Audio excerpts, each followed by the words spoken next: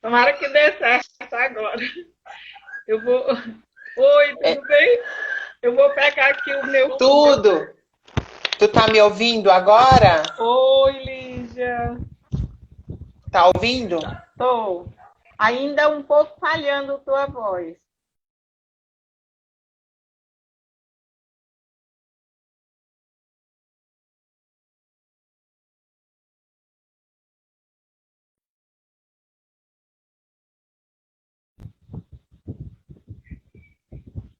Voltou. Tinha congelado um pouquinho. Congela e volta. Agora sim. Agora tô. Será que o pessoal vai entrar aqui? Ah, mas eu acho que é a mesma coisa, as pessoas vão ver que você tá aqui comigo. Ou então eu desligo, a gente encerra e tu abre no teu e me convida, ok? E agora eu tentei, estava fora do ar e eu tô com duas internet também, com a Wi-Fi e o móvel. A Lu entrou. É bom a gente continuar por aqui. Porque se tu quiser ver pelo teu, eu reiniciei o roteador e penso eu que tudo dará certo. Isso. Pois vamos continuar aqui, porque pode entrar lá e dar errado. Porque o pessoal pode entrar por lá também, não pode? Pode, as pessoas que te seguem vão ver, as que me seguem Hum, também. tá certo. Então vamos lá.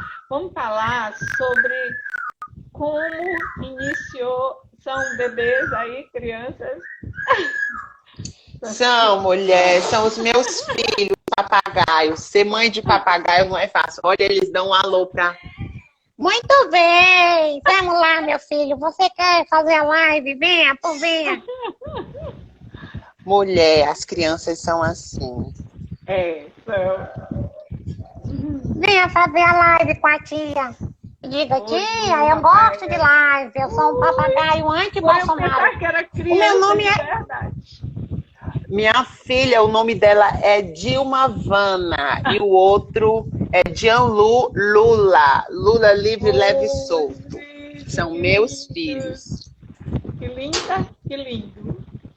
Pois é, então a gente É, vai lindes. conversar. Olha, o bom é que a Letícia entrou. Letícia, a Letícia que vai ter uns 20 minutinhos depois para falar sobre a frente de mulheres, que hoje completa 2 anos. Ótimo. E eu quero que você Que me conte maravilha. de você, eu quero saber de você, eu quero falar de você. Como é que iniciou? Como é que surgiu Lígia? Quando você sentiu Lígia? Bem, eu acho que Lígia surge em meio ao caos, né? Em meio às diversas peripécias que acontecem na nossa vida. E eu acho que a Lígia sempre esteve dentro de mim e muitas das vezes nós que não conseguimos perceber. É muito curioso, Norma, porque a questão do campo da sexualidade, né, e da sexualidade com mesclas da identidade, ela é algo eminente do ser humano. O único problema é que a gente não consegue reconhecer, né? E aí é onde entra a legitimidade do sujeito, o que é legítimo e o que não é legítimo. Inclusive, eu fico muito intrigada com a tua pergunta, né? Em que momento surge a Lígia, né? Em que momento existe a Lígia? Não existe um momento para eu te dizer, não, Norma, eu estava debaixo de um pé de manga e caiu uma manga na minha cabeça e eu descobri que eu era da Lígia. Isso não acontece. Da Eu mesma sei, forma que se eu te perguntar quando surge a Norma, né? eu A sei. gente vai surgindo, né, e se auto-reconhecendo ao longo da nossa existência, né, ao longo da nossa travessia na vida, né, da nossa passagem aqui, a gente vai se percebendo e vai se fazendo. Porque penso eu que o E ser não humano para não é um nunca. sujeito que nasce exatamente, que nasce resoluto e acabado. Penso eu que a gente vai caminhando e vamos nos fazendo, nos refazendo, nos conhecendo, entendeu? Nos aprimorando, né? Exatamente. E cada momento é único, cada percepção, Sim. cada momento de percepção é único, é muito nosso, né? Muito assim, sentido por nós. Uhum. E você é teórica da sexualidade identitária. É importante que a gente falar sobre sexualidade sempre foi colocado como um tabu e sempre foi ligado Sim. a sexo, né? E na Sim. realidade a sexualidade faz parte da gente desde quando a gente nasce e vai Sim. acompanhar Exatamente. a vida inteira. Como é para você, o que é para você a sexualidade e também sexualidade identitária? Olha, eu não sou marxista, né? Eu não vejo o mundo dentro da perspectiva marxista, porque por quem eu sou implica que eu veja o mundo de uma outra forma, né? Daí surge o início da construção desse pensamento acerca da sexualidade identitária. Porque acredito eu que todos os sujeitos constroem suas identidades ao longo de sua travessia aqui na Terra, né? Aqui na vida. E isso é muito curioso, porque para mim a sexualidade ela é um lugar, né? O gênero, a pele, o corpo, né? Que é um conjunto, porque ninguém é fracionado, ele é um lugar. E se ele é um lugar, ele é uma classe. E agora, será se eu sou marxista ou se eu não sou marxista? Mas aí, para eu me juntar com Marx, ele deveria ter pensado essas mesclas, né, acerca da classe. Para mim, o gênero, ele esquematiza, né, uma perspectiva no sujeito mais proeminente do que a própria classe. Entendeu? Porque, veja bem, quando eu era reconhecida... Tá falhando um pouquinho tá ouvindo? o som. Tá falhando um pouquinho o som, tá quicando. Voltou? O som voltou? Pois é, porque, de certa forma, quando eu era reconhecida de outro modo, né, por outros pronomes de tratamento, existia uma perspectiva, né, pré-estabelecida como eu iria me posicionar no mundo e como eu iria me relacionar no mundo.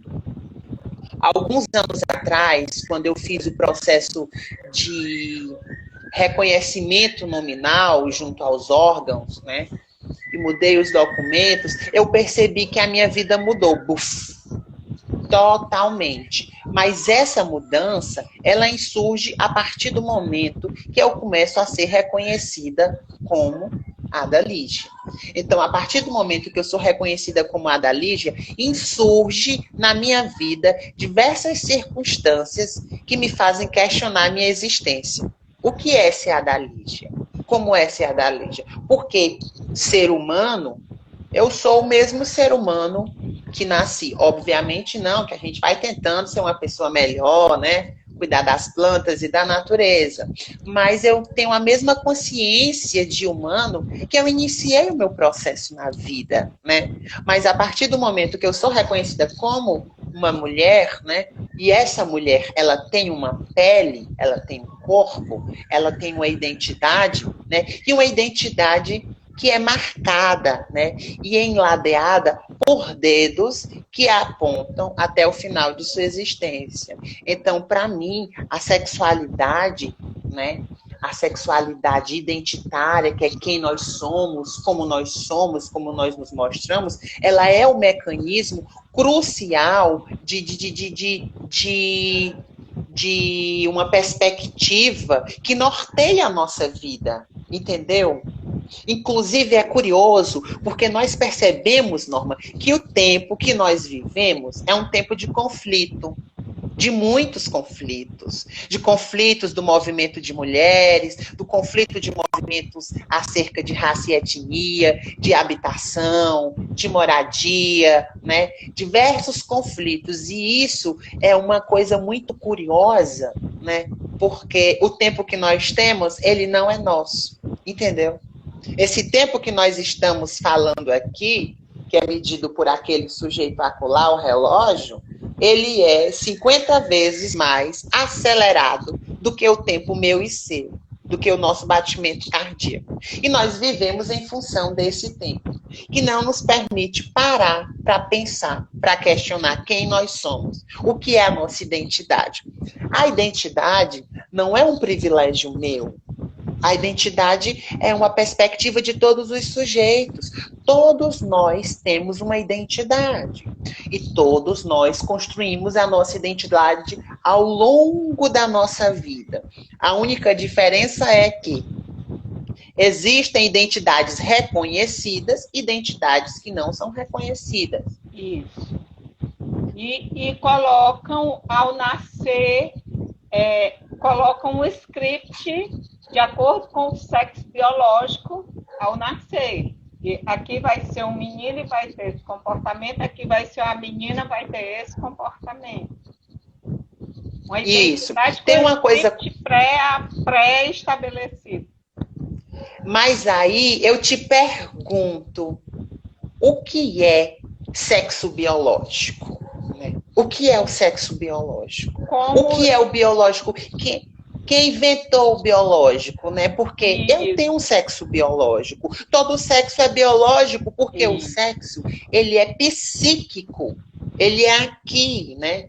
Inclusive, a nossa ciência tem um conflito cruel, né, em relação a conseguir patentear, né, e estabelecer uma perspectiva nesse conhecimento que nos permita compreender. Então, eu crio um abismo, né, que o sexo biológico. E aí é onde entra a legitimidade do sujeito. Não, Norma, você é uma mulher biológica, você é uma mulher legítima. Mas é tão curioso, Norma, que você não é um produto, você não é uma mercadoria. Não, Norma, eu vou te comprar porque tu é uma mulher biológica, tu tem características que nós atribuímos. O que é uma atribuição? Algo que é incerto.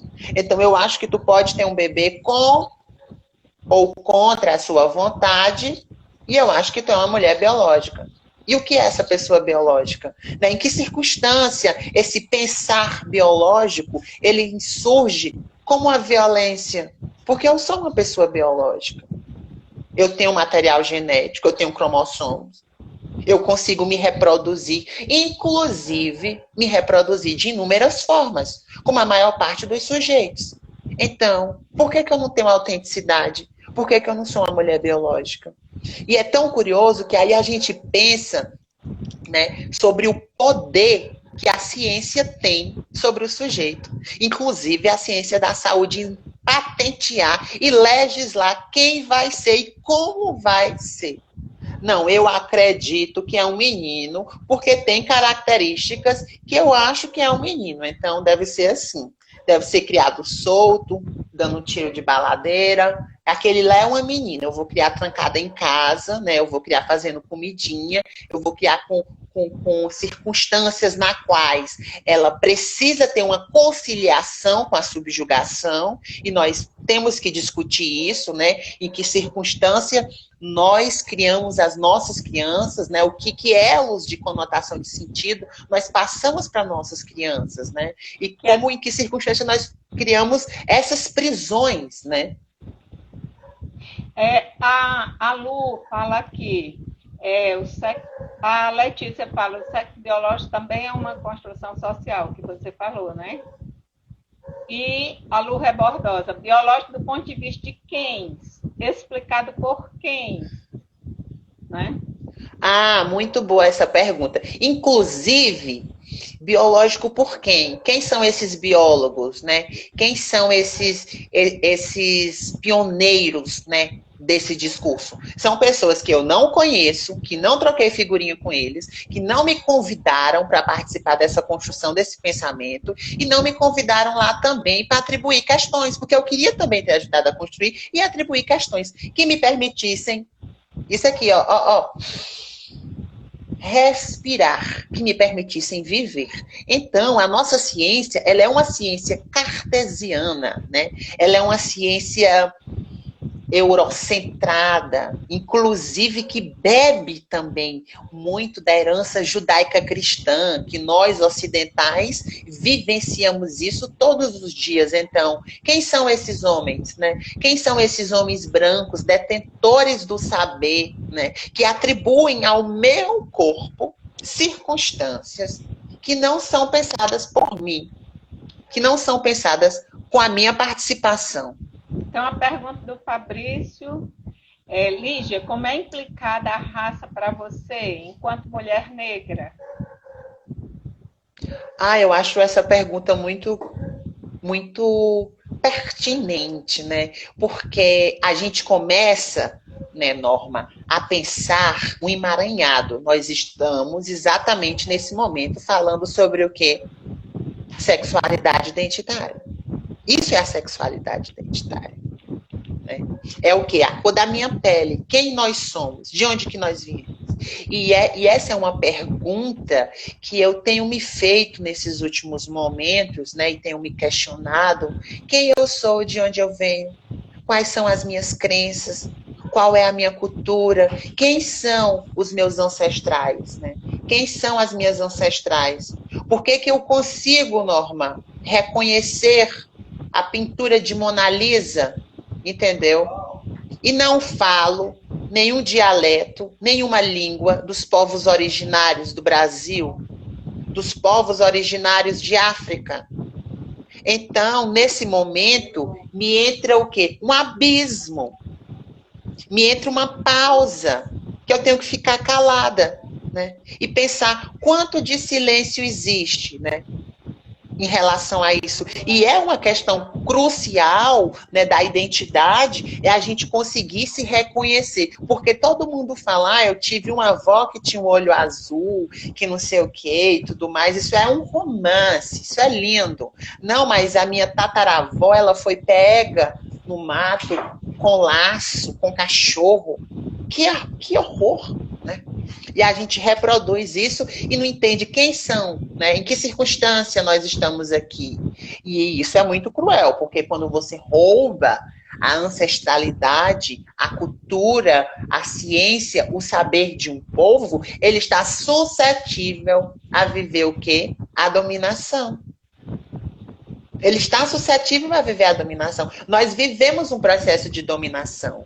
Macro, micro dominações. Nas escolas, nas universidades, nas ruas, nas praças, pelos municípios, pelo Estado, pelo governo federal, nesse momento. E é tão curioso que eu fico muito intrigada, né, de pensar a vida do sujeito, de pensar questões filosóficas e teóricas, e essas aplicabilidades, né? Aonde fica o meu discurso no momento que nós estamos vivendo, né? Vivenciando o caos e todas as epidemias e mazelas produzidas pelo coronavírus, né?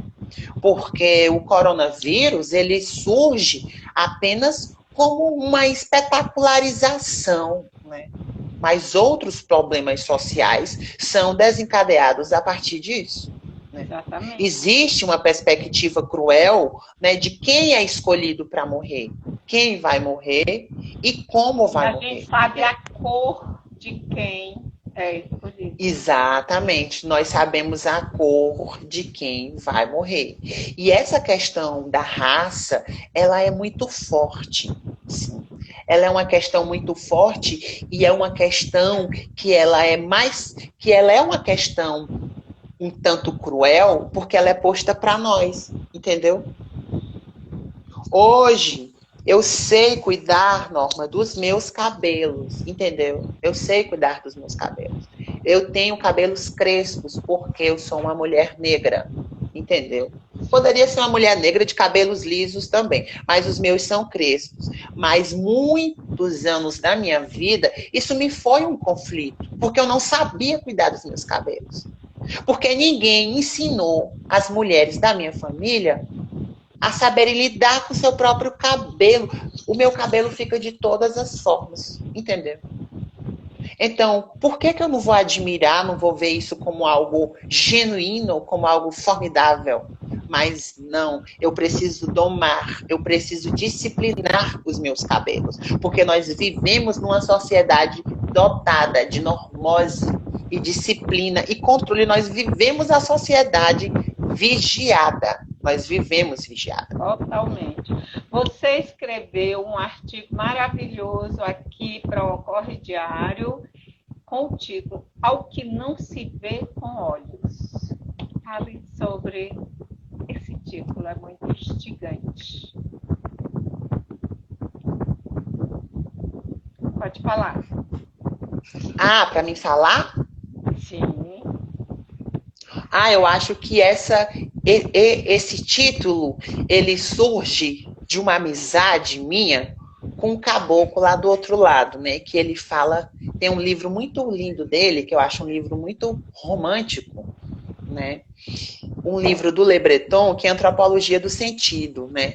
E nesse livro ele nos permite pensar, né?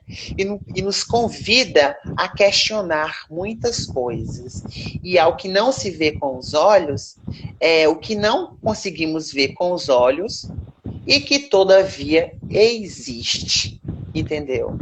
Então vamos pensar na subjeição, no que é silenciado, no que é negligenciado por nós. Imagine agora você fazer uma viagem juntamente comigo e tentar ver quantas mulheres trans, suas contemporâneas, existiram, né? Quantas delas estão vivas até hoje? Quantas estudaram com você? Quantas estão do seu lado? Porque você não consegue ver. Elas existem. Elas existiram. E por que a gente não percebe isso? Entendeu? Então, essa é uma pergunta crucial para a gente perceber que existe o quê? Uma maioria de pessoas que vivem um processo de silenciamento, né? E esse processo de silenciamento, ele cumpre um papel de patentear uma carnificina de morte, né? Então, você fala na semana, né, que estamos celebrando e reivindicando a visibilidade trans em um país que carrega o triste título de ser o que mais mata pessoas trans no mundo. Sim, o Brasil é o país que mais mata pessoas no mundo e é o país também da América Latina, né, que mais tem pessoas trans, e São Paulo é a cidade que mais tem pessoas trans da América Latina inteira. Né? E isso é muito curioso, porque é onde mais existem essas pessoas e é onde mais essas pessoas morrem. É onde menos se tem políticas de reconhecimento de sujeito, de reconhecimento nominal e reconhecimento afetivo. Ninguém vive sem afeto, né? Nós vivemos em colônias, em grupos, né? Em bandos, em trupes. E o reconhecimento, Norma, ele precisa, né, do entrelace do outro. Eu posso te dizer que eu sou o quê? Que eu sou uma parede, né? Mas se eu vou ser reconhecida como parede, tem a ver com o outro. Porque o pontapé do reconhecimento, quem dá sou eu. Eu sou quem? A Adalígia. Se eu vou ser reconhecida como a Adalígia, tem a ver com esse outro, né? E para que haja com esse outro, é preciso que haja uma necessidade de entendimento e também de ruptura de questões e de uma suposta biologia, né, que não dá brecha para que o outro possa insurgir ao modo dele, ao jeito dele, à maneira dele. Entendeu? Muito, muito importante. E no dia 17, fez 30 anos que a Organização Mundial de Saúde tirou o termo homossexualismo do Código Internacional de Doenças. E só em 2019 que incluiu mulheres, pessoas trans, que excluiu desse código. Vamos falar sobre isso? Vamos sim. Inclusive, é uma questão muito engraçada, né, se pensar sobre o modelo de conduta, né, como que nós vamos ter uma perspectiva de necessidade de correção. Por que é que morrem pessoas LGBTs todos os dias? Por quê? Né? Por que é que essas pessoas morrem?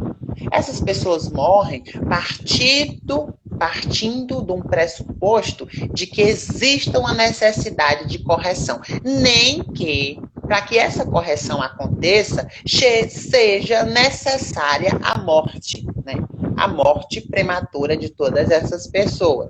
Então, é uma questão muito que nos permite pensar muita coisa, inclusive na nossa sociedade, né, que é dotada de uma herança judaica cristã muito forte, né, que atribui às pessoas que sejam desvirtuosas que elas precisem sofrer, que elas precisem pagar, que elas precisem ser punidas. Então, quando um caboclo mata uma mulher trans, ele está cumprindo um papel, né, de asepsia na nossa sociedade, né, de limpar a sociedade de um corpo que não pertence à nossa sociedade. Entendeu? Então, isso é tão curioso e, ao mesmo tempo, né, surge uma necessidade muito grande, e no mundo que nós estamos vivendo hoje, capturado pelo capitalismo selvagem, as pessoas, elas precisam, né, do advento do capital para serem minimamente reconhecidas, não dizendo que esse reconhecimento daria certo. Né? Porque existem questões de relação de sujeito, de necessidade de sujeito, que rasga com isso. Você poderia ser uma mulher multimilionária, você continuaria sendo uma mulher. Você continuaria sendo uma mulher trans, você continuaria sendo uma mulher negra. Entendeu? Então, essas questões, elas não têm a ver com a quantidade de dinheiro que você tem, mas sim com o sujeito que você é. Né? E é tão curioso que as ciências da saúde, ela tem um poder, né? E eu sempre me intrigo, e nós vivemos um mundo muito forte, e eu vou citar um exemplo. Quando o Bolsonaro entrou no poder, a primeira coisa que ele fez na primeira semana de janeiro foi parar todos os ambulatórios em construção ou que estavam em andamento no Brasil. Né? Ele lançou isso, inclusive eu fiquei tentando entender por que a primeira coisa que pode dar as pessoas trans, né? Para quem implica que essas pessoas trans sofram? Para quem implica que esses sujeitos tenham conflito, né? Quem cria essa disforia? E eu tenho pensado muito, Norma, sobre a produção, né, sobre a produção da deficiência. Quem produz a deficiência somos nós. Somos eu e você. Todos os sujeitos têm uma linguagem ao seu modo. Está falhando o seu áudio. Está começando aquele... Fica Voltou? Girando. Sim, agora. Voltou? Pois é. Isso. Vai. Pois é. Mas a deficiência, ela é produzida por nós. Somos nós que produzimos a deficiência. Entendeu? Todos esses sujeitos, eles nascem, né, com características próprias, com linguagens próprias. Entendeu? O meu nome é... Falhou de novo. Então... Está falhando um pouquinho, é a internet. A internet... Voltou? Voltou? Vai e volta. Voltou? Vai e volta. Tá Voltou. Só dando um sinalzinho de que tá ruim. Voltou agora, vamos ver. Pois é, mas para mim tu não tá tendo nem chuvisco, como diz minha avó, tá ótimo. É. Mas assim, essa deficiência, ela é produzida por nós, ela é produzida por uma ciência, né? Por uma biologia que atribui, né? Que atribui características que não contempla todos os corpos. Então, como, Norma, que nós somos mais de 8 bilhões de pessoas e nós vamos ter apenas 2 identidades reconhecidas e legítimas, masculino e feminino. Como que isso vai contemplar um mundaréu de gente? Isso é impossível, isso é improvável, entendeu? Penso eu que o mundo só vai se reposicionar e ter circunstâncias de melhoria de vida a partir do momento que todas as identidades sejam reconhecidas e possam encontrar mecanismos de vida. E colocam só 2 e colocam a metade com ódio da outra metade. Que a Berenice Bento, eu não sei se você conhece, ela é de Brasília, ela é estudiosa da transexualidade. Ela fala que, eu assisti uma palestra dela em Brasília, ela fala que todo gay ou transexual que matam estão matando a mulher que tem dentro dele. Ela fala isso, ficou muito forte isso, não é? E aí, a gente analisando o que tem de ódio ao feminino, é também para transexuais. Para as mulheres trans. Por que as mulheres trans, elas ocupam, eu não gosto nem de falar nessa perspectiva, né? Elas ocupam um local de uma violência extrema, né?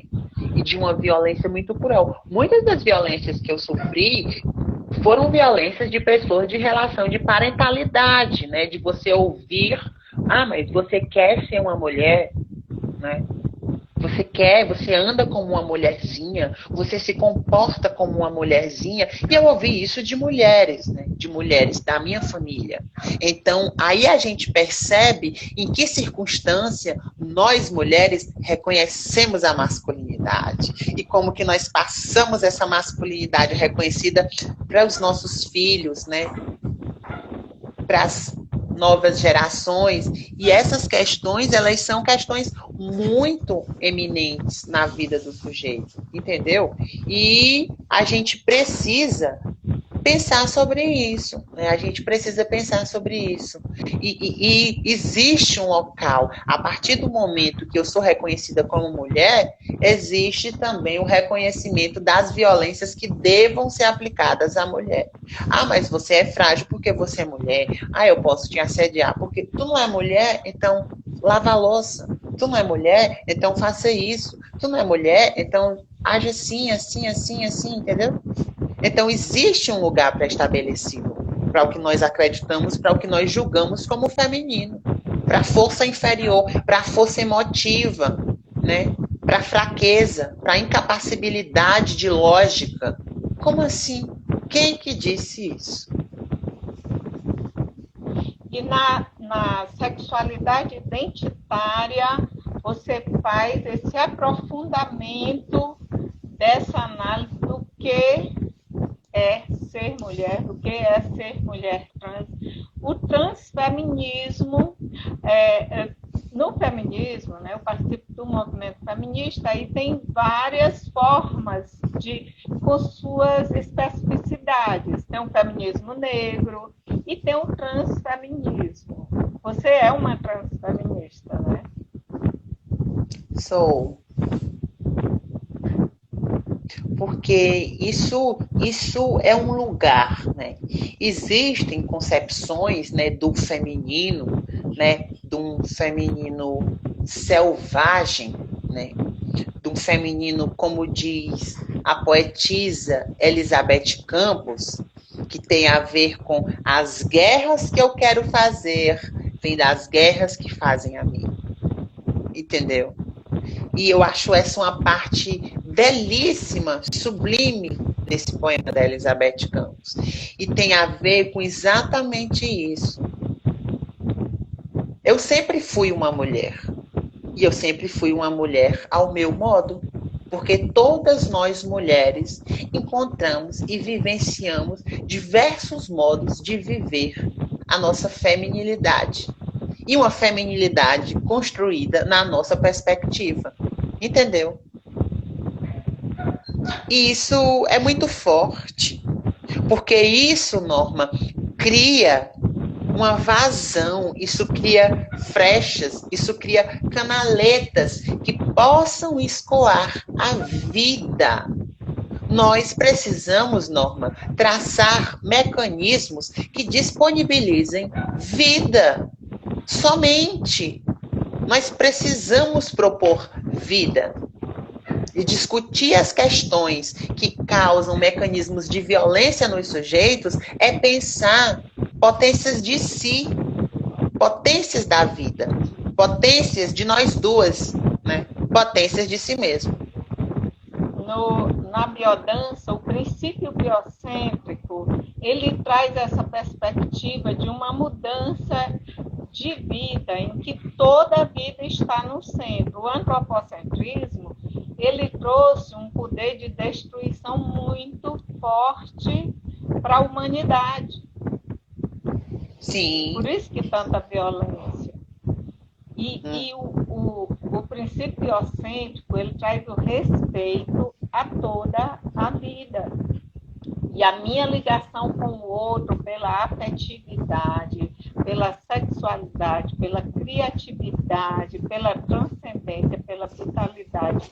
A gente é um princípio que ele está sendo passado, ele está sendo conhecido e percebido pelo mundo, mas o antropocentrismo e essa cultura de violência, ela está como sendo a única forma de se viver. Exatamente.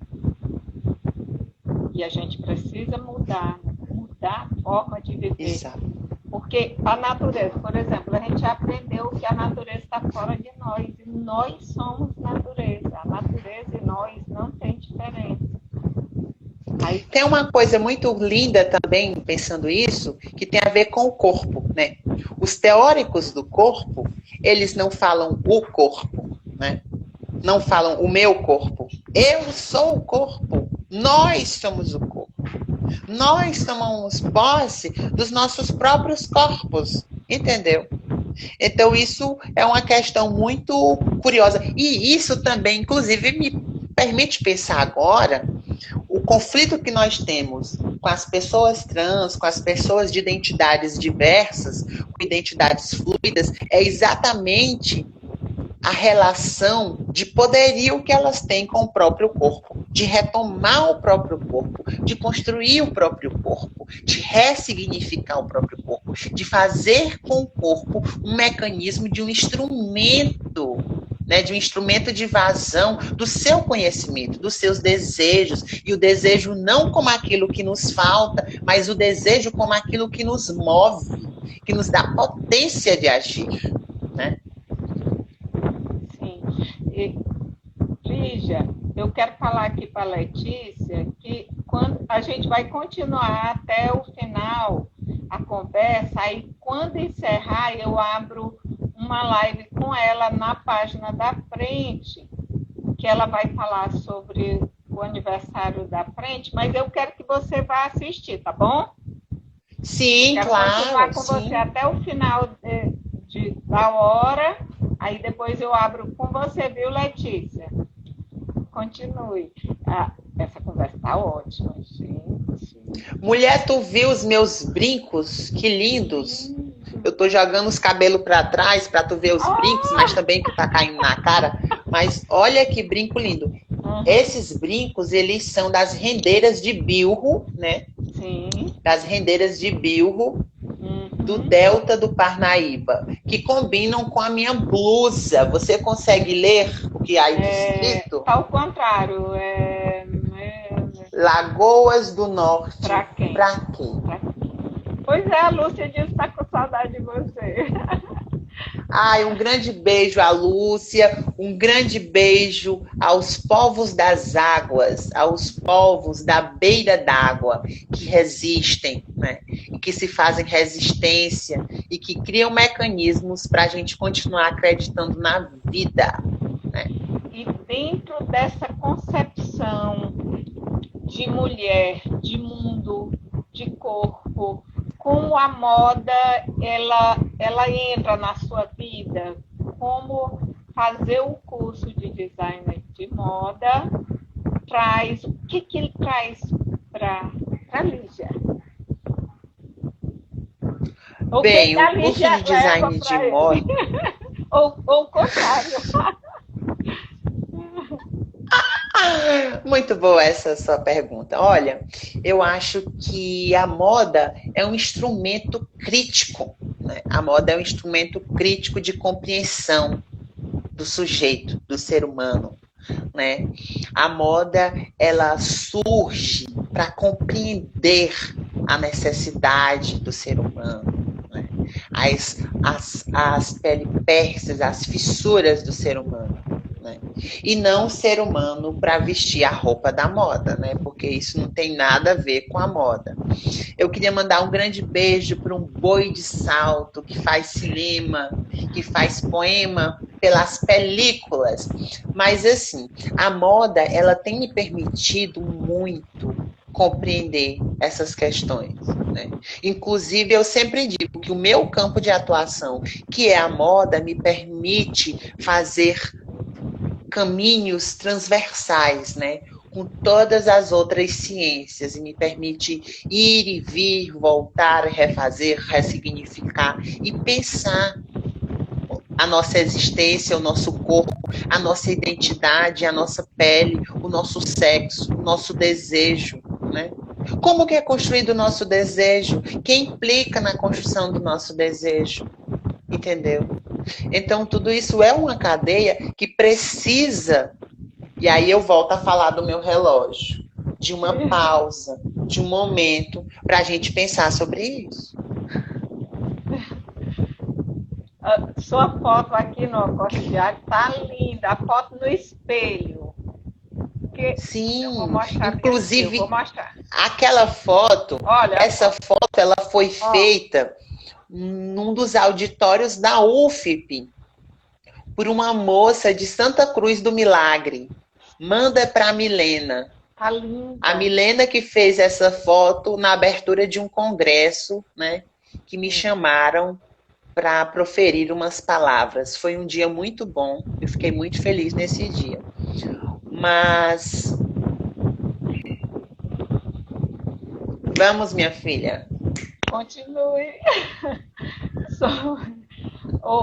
No teu estudo, na tua análise sobre a sexualidade identitária, quais são as mensagens mais fortes que você está trazendo para a humanidade? Além do que você já falou. Eu queria... Sim, claro. Eu queria mandar um beijo para a Rosângela Alexandre e para a Maria Luísa Alexandre, que estão aí nos assistindo, que são duas maravilhosas, e todos os seus gatos e as suas plantinhas. Fique em casa, cuide dos gatos e das plantinhas. Um abraço para a Lana, para a Alda. Um grande beijo para o Gabriel, que está nos assistindo. Mas, assim, pensar isso, né? Pensar quem eu sou, não se trata apenas de mim, entendeu? Porque a minha vida é finita. É pensar todas as pessoas que vivenciam, né, ou que se aproximam, ou que se dispõem a vivenciar experiências do outro, né? A viver vidas como o outro. Porque esse outro, ele fala de nós. Tem uma coisa muito linda, que é da filosofia da diferença, né? Que tem a ver com reconhecimento. Que um dos pilares dessa filosofia é, de fato, reconhecer o outro como parte de si. Entendeu? E isso é o segredo, Norma. Quando eu te reconheço como parte de mim, acabou. No problem. Não existe mais problema. Os problemas existem porque existe um abismo entre eu e você. Porque você é uma mulher biológica e eu sou uma mulher trans. Você tem a autenticidade de ser um sujeito e eu não tenho autenticidade. Eu não sou reconhecida. Entendeu? Você é legítima, eu não sou legítima. Aos Tá olhos ouvindo? de quem está vendo o abismo. Aos olhos de quem está dentro do abismo. Você é sabida, parece até que é minha aluna. Mas, de fato, é isso. A partir do momento que a gente reconhece o outro como parte de nós, que a gente cria mecanismos e que a gente cria circunstância para que os outros falem e principalmente se posiciona, o mundo muda. Porque existe um lugar de abismo onde que, eu não sou mulher, eu não posso falar pelas mulheres. Ok, se você vê uma mulher apanhando, você não vai se envolver porque você não é mulher? Como assim? Se você vê uma pessoa fazendo uma piadinha transfóbica ou recebendo um vídeo transfóbico e você não se posiciona, não basta não ser transfóbico, tem que ser antitransfobia, entendeu? Não basta não ser machista, tem que ser anti-machismo. Não basta não ser racista, tem que ser antirracista. Sim, a gente precisa se posicionar. E tem um lugar que é muito falado, fulano é cheio de privilégios, não sei o quê, beleza. Quem tem privilégio, use os seus privilégios para se posicionar em meio a pessoas que não têm e que precisam, entendeu? Como que nós vamos criar um local de escuta, né, um local de fala para as pessoas que não ouvem e têm uma linguagem diferente da nossa, entendeu? Que respondem a outros estímulos. Então, quem cria a diferença somos eu e você, que não estamos aqui agora falando em Libras, ou são as pessoas surdas? Curioso, né? Exatamente. E você falando isso, eu fiz uma peça de teatro com a turma de pessoas cegas, 90%, 95%. E eu aprendi com eles. Sim, sim. Porque Quando a gente se dispõe a conviver com o diferente nos ensina ao modo dele, a maneira dele de vivenciar, de se aproximar do mundo. Entendeu? E eu falei para eles, as pessoas que enxergam ganham rios de dinheiro fazendo papel de cegos em novela e filme. E por que não o inverso? Vocês fazerem o papel de quem está enxergando numa peça de teatro. Aí foi a deixa, sabe? Aí fizeram. Sim, claro. E a gente claro. aprendeu juntos. A gente, na biodança, tem isso. Eu me vejo no outro. Eu me vejo em você. Então, a minha identidade não é construída e ela se reforça no reconhecimento da outra pessoa. Muito linda Exatamente. A proposta da biodança. Sim, claro. Você conhece? Conheço sim, tenho muitas amigas da dança. Eu consegui, né, na minha trajetória na vida, me misturar com o povo da dança. E isso foi algo formidável. Eu queria mandar um beijo também para a Leidiane, que é uma amiga minha de longa data, de Oeiras, que está nos assistindo. Um beijo para você, de Oeiras. Leidiane, um beijo, Daniele. E continuando aqui, você faz algumas perguntas que você já fez, né? Na matéria do Ocorre Diário, você faz algumas perguntas que você já fez. Sim. Agora, nesse exato momento, quantas pessoas trans existem perto de você? Pare um pouco e olhe à sua volta. Se viu alguma, abra um sorriso e caminhe em direção a ela e lhe oferte um abraço poético. Você faz poesias, Lígia? Dizem. Pois eu quero ouvir uma. Não se sabe de certo. Deixa eu ver. Quer falar? Isso. Deixa eu ver se eu encontro bem aqui um. Você falou do abismo, Peraí. né?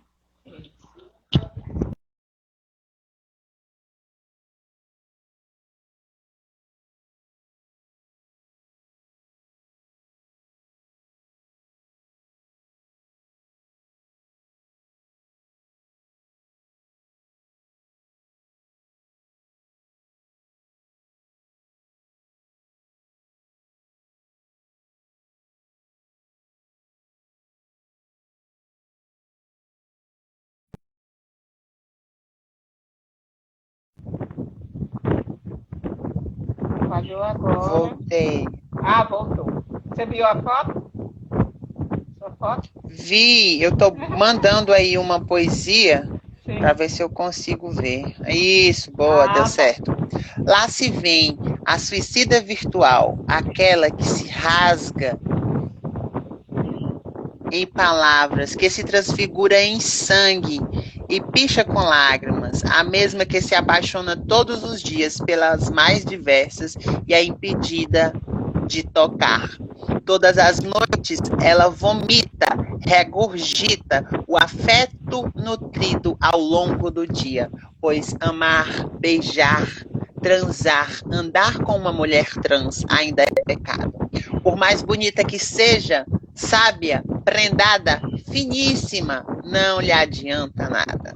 Tudo isso eu já sei. Ela devia ser amada sem muitos pretextos, pelo seu sorriso, que é o mais bonito, ou por sua boca a reproduzir os mais honoráveis poemas. E, de fato, ela pulou sim de um local bem alto, mas dessa vez não para se suicidar, mas sim porque ela ganhou um par de asas. Pés para que te quero se tenho asas para voar. Para voar. Exatamente, minha querida. A Frida Kahlo. Você botou uma aqui, que nada nos defina, né? A Simone de Beauvoir tem essa Sim, frase, que nada nos defina. E nada nos sujeite, porque também. os outros sempre estão definindo e colocando a gente numa postura, numa posição de que a gente tem que obedecer. E aceitar, Exatamente. não dizer não, que fica feio para uma mulher dizer não. E é por isso que tem muitas mulheres morrendo e a gente não pode se calar e não pode aceitar nunca. Pois é exatamente esse momento que a gente vive que eu tenho pensado muito sobre isso, sabe? É curioso como a interpretação do lugar de fala, ela cria um abismo, Norma. Ela cria um abismo. As pessoas não entendem o que é lugar de fala. O lugar de fala é um lugar de se posicionar. Entendeu? E a gente acha que é um lugar onde deva ter uma hegemonia do sujeito violado, entendeu? Dele ter que resolver a confusão no mundo todo, entendeu? Então, é muito delicado essa questão e a gente roda e não sai do lugar. E eu tenho uma necessidade de sair do lugar, de fazer biodança, de fazer uma dança do corpo, uma dança que pense sobre nós, né? Sobre a nossa vida, sobre a nossa relação e que crie outros mecanismos. Então, como que nós vamos nos posicionar com as violências que acontecem conosco, com o outro? Por que eu não consigo me perceber na violência que te acometem? Por quê? Por que tu tem que sofrer sozinha? Entendeu? Por que a gente não pode ter um horror sobre a morte das mulheres trans? Essa semana morreu uma amiga minha trans e eu fiquei horrorizada. Ela morreu vítima de transfobia. Transfobia construída por nós. Nós construímos a transfobia. Eu construo a transfobia. Quando eu não me posiciono, eu construo essa transfobia.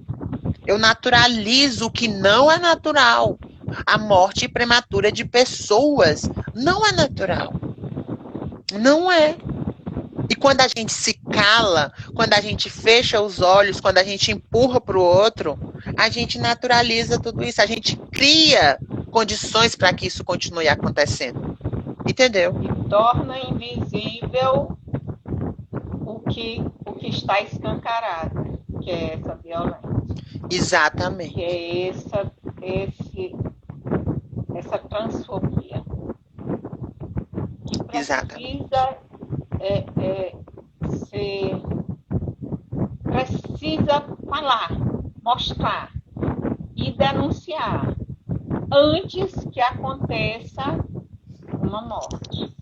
Cada mulher que é morta, exatamente, cada trans que é morta, a gente dói aqui dentro, dói, dá uma coisa muito... E assim, eu vou te contar um segredo, né?